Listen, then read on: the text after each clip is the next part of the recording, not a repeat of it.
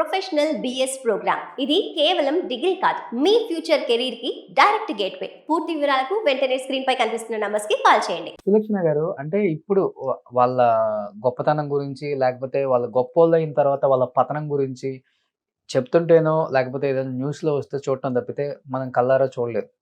మీరు చూసారు. వాళ్ళెంత వైభోగం, ఎలాంటి సినిమాలు, ఎలాంటి చీరలు, ఎలాంటి నగలు, ఎలాంటి కార్‌లలో తిరిగారో. అలాంటి వాళ్ళు మన కళ్ళ ముందే అలా పతనమైపోయి, అసలకి చెల్లాచెదురైపోయి, తినటానికి తిండి లేక, ఆర్థికంగా చాలా ఇబ్బందులు పడి, అసలు ఉండటానికి ఇల్లు లేక చిన్న చిన్న గదులకు షిఫ్ట్ అయిన మహానటి సావిత్రమ్మని కూడా చూసాం. ఏమనిపించింది వాళ్ళ జీవితం అలా చూసిన వాళ్ళు మీరే, వాళ్ళ జీవితాన్ని ఇలా చూసిన వాళ్ళు మీరే. ఇప్పుడున్న వాళ్ళు ఎవరు చూడలేదు వాళ్ళ జీవితం గురించి. అలా చూసి నాకు ఒక మంచి లెసన్ వచ్చిందండి మనసులో. ఏమేం చేయకూడదు, ఏమేం చెయ్యాలని వాళ్ళ దగ్గర నేర్చుకున్నాను. వాళ్ళు ఏమేం చేసుంటారు అంటే తప్పు కాదు, వాళ్ళు మంచికే చేసుంటారు, అది వాళ్ళకి చెడుగా తిరిగి వచ్చి ఉంటుంది. అందుకని మెయిన్ థింగ్ ఏ హ్యాబిట్స్ అలవాటు చేసుకోలేదు నేను. ఇప్పటివరకు కూడా నాకు ఏ హ్యాబిట్ లేదు. I don't have any habits at all. Total వాళ్ళకి హ్యాబిట్స్ ఎక్కువ ఉండేవి. అది తెలుసు నాకు. అదే ఈవినింగ్ వాళ్ళతోనే కదా ఉండేదాన్ని. అందరికీ హ్యాబిట్స్ ఉండేవి. డ్రింక్ ఉండేది. నేను అన్ని చూసి చాలా వరకు ఏం మాట్లాడాలి, ఏం మాట్లాడకూడదు, ఎలా ఉండాలి, ఎలా ఉండకూడదు, ఇవన్నీ చాలా వరకు నేర్చుకున్నాను. ప్లస్ చాలా డబ్బులు ఖర్చు పెట్టేవాళ్ళు. వెరీ ఫిల్తీలీ డబ్బులు 10,000 వచ్చిందంటే 10 నిమిషాల్లో ఖర్చు పెట్టేవాళ్ళు. ఇవన్నీ చూసి రేసింగ్ కాదు, వాళ్ళ జ్యువెలరీ అని, వాళ్ళ life way of life is different.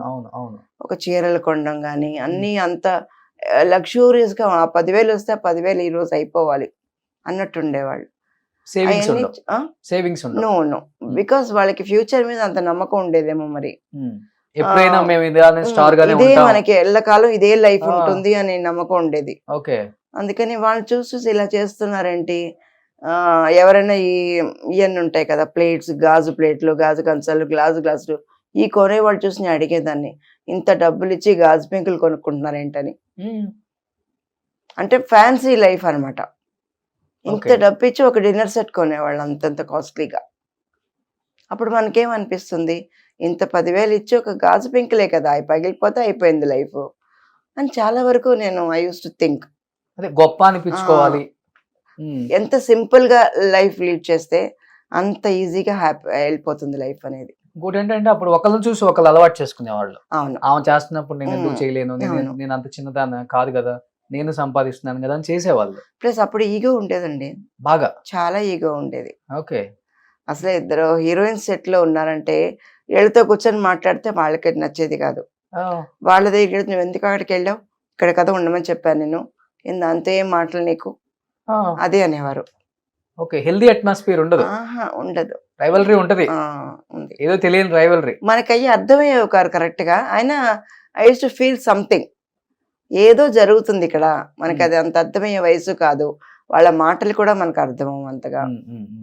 But ఇప్పుడు ఆలోచిస్తే ఒకవేళ ఈగో అనుకుంటాను. బట్ వీటన్నిటితో పాటు వేరే ఎవరినో నమ్మటం, అది మీరు అన్నట్లుగానే ఆ రోజుల్లో ఒక సెంట్ ఇచ్చినా పడిపోతాం, ప్రేమగా వచ్చి పలకరించి, ఫ్లవర్ అంతా అవసరం, ఒక సెంట్ ఇచ్చి ఏమ్మా ఇంత డల్గా ఉన్నావేంటి, భోంచేసావా, ఇచ్చాలు 3 మాటలు పడిపోవడం. ఫ్లాట్ డెత్, ఫ్లాట్ కాదు. ఏమి చేస్తాం కూడా మనకు తెలియదు. దాని తర్వాత ఒక వైరాగ్యం ఉండేది. మన పెళ్ళైన 3 నెలలకే వాళ్ళ అవతారాలు తెలిసిపోతాయి. తెలిసిపోయినా సరే ఎందుకు బతికాము అంటే, నాకు అంత స్ట్రెంగ్త్ లేదా, నేను వీడిని మార్చుకోలేనా, మంచి చెప్పి I can mould him to my self అని చెప్పి ఒక నమ్మకం ఉండేది. ఆ నమ్మకం కూడా అయ్యేది కాదు, నమ్మడం వేస్ట్. ఆ తర్వాత వెళ్ళిపోదాం బయటికి అనిపించేది. మీరు చెప్పేది వింటుంటే, మీరు అప్పుడు తరం నుంచి చూస్తున్నారు కాబట్టి మీకు చరిత్ర తెలుసు కాబట్టి మీలాంటి వాళ్ళు చెప్తేనే ఈరోజు వ్యూయర్స్ నమ్ముతారు, ఆడియన్స్ నమ్ముతారు. అంటే అప్పుడులో చాలా మంది అంటే నేను తప్పుగా మాట్లాడట్లేదు కానీ, అప్పుడులో 3 పెళ్లిళ్ళు 4 పెళ్లిళ్ళు ఎందుకు చేసుకునే వాళ్ళ అని ఇప్పటికో క్వశ్చన్ మార్కే ఆడియన్స్ కి. అంటే వాళ్ళని ఎంతగా ప్రేమించుంటాం వాళ్ళని స్క్రీన్ మీద చూసి. ఇప్పుడు పాత సినిమాలు వస్తున్నాయి అంటే వాళ్ళ ఎక్స్ప్రెషన్స్ మేము పడిపోతాం. ఒక్కసారేనండి పెళ్లి, ఒక్కసారి. దాని తర్వాత అయ్యేదంతా పెళ్లి కాదు. అదే దానికి పెళ్లి అని పేరు పెట్టకూడదు, పెళ్ళని పెట్టకూడదు పేరు. ఇప్పుడు అన్నట్టు అప్పుడు లివింగ్ టుగెదర్ సిస్టమ్ లేదు, ఉంటే బాగుండేదేమో. ఈ పెళ్ళని చేసుకోకుండా ఆ, you like somebody live some time, మీకు ఎప్పుడు నచ్చలేదా మీరు బయటకు వచ్చేయచ్చు. ఇప్పుడే కదా లివింగ్ టుగెదర్ ఇప్పుడు వచ్చింది, అన్ని. అవును. అప్పుడంతా వేరేలాగా అనేవాళ్ళు కదా, ఉంచుకుంది. లివింగ్ ఉంచుకున్నది అని ఉమ్. అనేవారు. అప్పుడు డైరెక్ట్ గా పెళ్లి చేసేసుకుంటారు. ఆ పెళ్లి కూడా ఒక 3 months 4 months 4 years it will go. Okay. So ఒకసారి పెళ్లి అయిపోయి విడాకులు అయిపోతే మళ్ళీ వాళ్ళని ఆదరించే వాళ్ళు, ప్రేమించే వాళ్ళు ఎక్కువైపోతారు. ఎక్కువ మంది ఉంటారండి, ఆ, లైఫ్ ఇస్తారు. ఉమ్, మాకు తమిళ్లో వాళ్ళు అంటారు కదా, మీకు వాల్వ్ ఇస్తాం అని. మీరు వాల్వ్లు ఇవ్వక్కర్లేదు, బోల్డ్లు ఇవ్వక్కర్లేదు, వదిలేండి, నా బతుకు నేను బతుకుతాను. వాళ్ళు ఇస్తా అంటారు, వచ్చి మొత్తం దోచుకొని పోతారు. అంతే. ఆ, పూర్తిగా సర్వం పోయిన తర్వాత అవును. మనకు తెలియదు, ఏదో పోయింది మంది. మన నెత్తి మీద కూర్చుంటారు తర్వాత. ఆ, నిజంగా. కొంచెం నువ్వు ఎందుకు ఇలా చేసావు, నువ్వు ఎందుకు అలా చేసావు, నువ్వు పొద్దున్న ఎందుకు 6 గంటలకు లేచావు, అది అనుమానాలు వేరే వస్తాయి. ఓకే. మన షూటింగ్కి వెళ్ళిపోయిన తర్వాత నువ్వేంటి 6 గంటలకు షూటింగ్ అయితే నువ్వు 8 గంటలకు వస్తున్నావు, ఈ 2 hours గ్యాప్లో ఏం చేసావు, ట్రావెలింగ్ టైం ఉంది కదా, అదంతా చెప్పరు. ఓకే. నీకు వేరే ఎఫ్ఐఆర్ ఉంది, ఆ, ఇవన్నీ చెప్పేస్తారు. అసలు ఇంకేం ఆలోచించేది ఉండదు. ఎఫ్ఐఆర్లు పెట్టుకునే అంత ఓపిక మనకు లేదు, టైం లేదు. ముందు ఎఫ్ఐఆర్లు బాగుంటాయి, ఉమ్, బట్ టైం ఉండాలి కదండి. ఎవరికన్నా ఐ లవ్ యూ చెప్పి ఒక ఎఫ్ఐఆర్ మెయింటైన్ చేయాలన్నా you need lot of time. Have to give some time for. దానికి కూడా బిల్డప్ ఉంది కదా, అన్నిటికీ బిల్డప్లు ఉన్నాయి. అప్పుడు ఇద్దరు ఆర్టిస్టులు కలిసి చేసి వాళ్ళ హిట్, అంటే ఆ. వాళ్ళ పేరు హిట్ అయినా, కెమిస్ట్రీ బాగున్నా ఉమ్. పెద్ద పెద్ద మ్యాగజైన్స్ లో వచ్చేస్తది. పెళ్ళిళ్ళు చేసేస్తారు వాళ్ళే పెళ్ళిళ్ళు చేస్తే అయిపోయింది, పిల్లలు కూడా పుట్టారని కూడా చెప్తారు. ఓకే. మీకు ఎన్నిసార్లు చేశారు? నాకు అలాగేం పెళ్ళిళ్ళు చేయలేదు, నేను ఆ ట్రాక్ లో పడలా. పళ్ళ 18 ఏళ్ళకే పెళ్లి అయిపోయింది కదా, 18 ఏళ్ళకి పెళ్లి చేసుకున్న చాలా మంది నన్ను తిట్టారు, నువ్వు ఒక బుద్ధి పీక్ లో లేని, ఉన్నప్పుడు చేసుకుంటున్నావు. ఎవరైనా 18 ఏళ్ళకి పెళ్లి చేసుకుంటారు, ఎంత పెద్ద తప్పది, అలా చేసుకోకూడదని. కానీ అప్పుడు హీరోయిన్స్ అందరూ అంతే చేసుకున్నారు కదా. 20కి, పెళ్లి 19కి. చేసుకొని కూడా వచ్చారు కదా హీరోయిన్ గా అవునవునవును. చాలా మంది. బట్ నేను సెక్యూర్డ్ గా ఫీల్ అయ్యాను, పెళ్లి చేసుకుంటే అది మనకు ఒక చాలా సెక్యూరిటీ ఇస్తుంది, ఇంకెవరు మనల్ని అప్రోచ్ చేయరు అనే లెక్కలోనే నేను పెళ్లి చేసుకున్నాను. ఓకే. లేదా మాకు సెట్ లో ఐ లవ్ యూ తప్ప ఇంకేం వినపడవు కదండి. ఎక్కువ వినపడుతుంటే ఎక్కువ ఐ లవ్ యూ వినపడుతుంది. ఎవడెవడో వచ్చి చెప్తుంటారు. ఎవరైనా ఐ లవ్ యూ ఫస్ట్ చాలా థ్రిల్లింగ్ ఉండేది, ఐ లవ్ యూ చెప్తే నాకు లోపల బటర్ఫ్లైస్ అన్నీ వచ్చేవి. ఆ Okay. తర్వాత కొన్ని రోజులు అయిన తర్వాత నేనే చెప్పేదాన్ని, నీకు ఐ లవ్ యూ అనేది ఇప్పుడు ఏ భాషలో చెప్పావు, ఇంగ్లీష్ లో చెప్పావు కదా, tell me in Malayalam, tell me in Bengali, like that. Because విని విని చాలా బోర్ కొడుతుంది. ఉమ్. సో ఐ లవ్ యూ నవ్వు వచ్చేది ఎవరైనా ఐ లవ్ యూ Okay. చెప్తే. తెరిచిన పుస్తకం అండి సులక్షణ గారి జీవితం.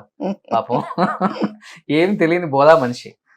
ఆ, అన్ని నాకు తెలిసి వాడు ఐ లవ్ యూ చెప్పే ఉంది ఏంటంటే, you want date with me అని అడిగేదాన్ని. ఐ లవ్ యూ దానికి చెప్పక్కర్లేదు, ఉమ్, నువ్వంటే నాకు ఇష్టం అని చెప్తే నేను అది అర్థం చేసుకుంటాను.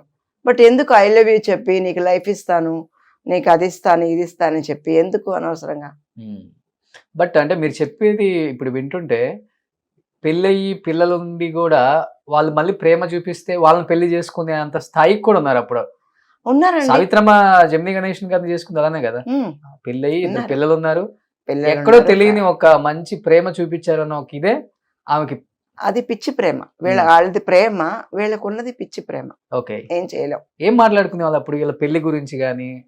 చాలా మంది ఆపడానికి ట్రై చేశారు, జమున గారు కానీ నాకు వీళ్ళందరూ తెలీదు. ఇంటర్వ్యూలు చేసేటప్పుడు చెప్పారు నాకు నాకు. అప్పుడు తెలియదు, నాకు ఉమ్, ఐ డోంట్ నో. ఉమ్. వాళ్ళ మ్యారేజ్ అప్పుడు అంతా నాకు అంతగా ఏం తెలియదు అండి, వివరం లేదు. ఓకే. వెళ్ళే వాళ్ళు బట్ ఎవరైనా మాట్లాడిన వినేదాన్ని కానీ ఏం మాట్లాడుకునే వాళ్ళు? లేదు, వీళ్ళు వాళ్ళ లైఫ్లో ఇలా అయినాయి, అందరూ గుమ్మడి గారు అందరూ సెట్లో ఉన్నప్పుడు జనరల్ గా మాట్లాడుకుంటారు కదా, వాళ్ళు మాట్లాడేటప్పుడు నాకు కొంచెం అర్థమయ్యేది, బట్ సగం అర్థమయ్యేది సగం అర్థమయ్యేది కాదు. ఉమ్. వెళ్ళారా ఎప్పుడన్నా మీరు సావిత్రమ్మ ఇంటికి? లేదండి, వెళ్ళలేదు, అసలుకి వెళ్ళలేదు. ఉమ్. ఆవిడ చాలా బాగాలేనప్పుడు చనిపోయే ముందు వెళ్ళి చూశాను. చూసారా ఎలా ఉన్నారు ఆమె అసలు అప్పుడు? చాలా ఏడుపు వచ్చిందండి. పక్కన ఆవిడ పాత ఫోటో ఒకటి పెట్టి ఇలా పడుకొని ఉన్నారు, లుంగి వేసేసి. ఎక్కడెక్కడ ట్యూబ్స్ పెట్టాలో అన్ని చోట్ల ట్యూబ్స్ పెట్టున్నాయి. ఆ, ఇలాగ అయిపోయారు. ఇంత బారైన మనిషి ఈ టేబుల్ అంతా అయిపోయారండి, ఆ, షింక్ అయిపోయారు బాగా. బట్ చూస్తే ఎవరు చెప్పలేం ఇది సావిత్రి అమ్మ అని చెప్పలేం. అది కూడా నేను జమినీ గణేషన్ గారిని అడిగాను, ఒక్కసారి సావిత్రి అమ్మని చూస్తానండి, వాళ్ళు ఎక్కడుంటారో చెప్పండి, నేను వెళ్ళి చూస్తానని చెప్పి వెళ్ళి చూశాను. అప్పుడు ఉమ్. ఫ్యాన్ కూడా లేదండి పాపం, అవునా? వాళ్ళ ఇంట్లో ఫ్యాన్ కూడా లేదు, ఆ, no furniture, nothing at home. బూజులు పట్టుంది ఇల్లంతా. బూజులు పట్టు. ఆ, అలా ఇంట్లో ఆ కార్నర్లో ఆ మంచం వేసి, మన ఈ మంచం నవారు మంచం అంటారు కదా, అదేసి పడుకోబెట్టారు. అది ఎలాంటి బతుకు బతికారామా? స్విమ్మింగ్ పూల్ వెండిదంట, కార్లు అంట, పెద్ద పెద్ద బంగ్లాలు, అనేవారు. వాళ్ళ ఇంట్లో ఎవరు వచ్చినా కుక్కలు, జ్యువెలరీ. వెండి జ్యువెలరీని ఇచ్చేవారంట, వెండి ప్లేటు, వెండి దీపం అన్ని ఇచ్చేవారంట. కానీ చివరి స్టేజ్ లో మీరు చెప్పేది ఏంటంటే చిన్న రూమ్ కి షిఫ్ట్ అయ్యారామా? రూమ్ కూడా కాదండి, ఒక పాత ఇల్లు, సమ్వేర్ వెరీ ఫార్ అవే, నాకు ఏరియా కూడా గుర్తులేదు. వెతుక్కుంటూ వెళ్ళాం. ఎవరు లేరు అసలుకి, ఒకే ఒక మనిషి ఉన్నారు, అంతే. చూసుకోవడానికి. ఎవరో ఒక మనిషి ఉన్నారు. ఉమ్. ఫుల్ గా ఒంటి నిండా ట్యూబ్స్ ఉన్నాయి, ఇంకేమీ లేవు. ఉమ్. ఇంత అంటే ఫర్ అయిపోయారా? ఎవ్రీథింగ్ ఇంత అయిపోయారండి. అంత పెద్ద మనిషి ఇంత కావగలరా? ఉమ్. ఒక 2-3 feet ఉంటారు అంతే. పా. ఒక 5 ఏళ్ల పాప, 6 ఏళ్ల పాప ఎలా ఉంటుంది అంత అయిపోయారు. ఫేస్ అంతా ఇంత చిన్న ఫేస్ అయిపోయింది. అండ్ డార్క్ అంటే డార్క్, చాలా నల్లగా అయిపోయారు. అప్పటికి జెమినీ గణేషన్ గారు ఆయన చూసుకోలేదు, మెల్ల కావాల్సినంత ఆస్తుంది. ఆయన చూసుకోలేదు. అంటే ఎంతమంది ఏ ఇంటర్వ్యూ చేసినా కానీ ఆమె గురించి చెప్తారు కదా. కమల్ హాసన్ గారు ఆమె కళ్ళు చూసి, ఆమె ఎక్స్ప్రెషన్ చూసి నేను నేర్చుకున్నాను. చిరంజీవి గారు పొద్దున్న లేస్తే ఆమె ఫోటోనే చూస్తారంట బెడ్రూమ్ లో, ఇలా స్ట్రైట్ పెట్టుకుందాం అని చెప్తారు. ఎంతమంది కథలుగా చెప్తారు ఆమె గురించి. బట్ మళ్ళీ ఒక సావిత్రమ్మ లేదు కదా, పుట్టదు, మళ్ళీ పుట్టదు. ఒక సావిత్రి అమ్మే, ఎక్కడున్నా ఆత్మకి శాంతి కలగాలి నిజంగా. Great soul. ఆవిడ స్వర్గానికి వెళ్ళిపోయి ఉంటుందండి. డెఫినెట్ గా అక్కడికే వెళ్తారు, ఇంత మంచి నిజంగా. చేశారు కదా అమ్మ. స్వర్గానికి వెళ్ళిపోయి ఉంటారు ఆవిడ. సుమన్ టీవీలో మీ పర్సనల్ అండ్ బిజినెస్ ప్రమోషన్స్ కోసం కింది నెంబర్కి కాంటాక్ట్ చేయండి.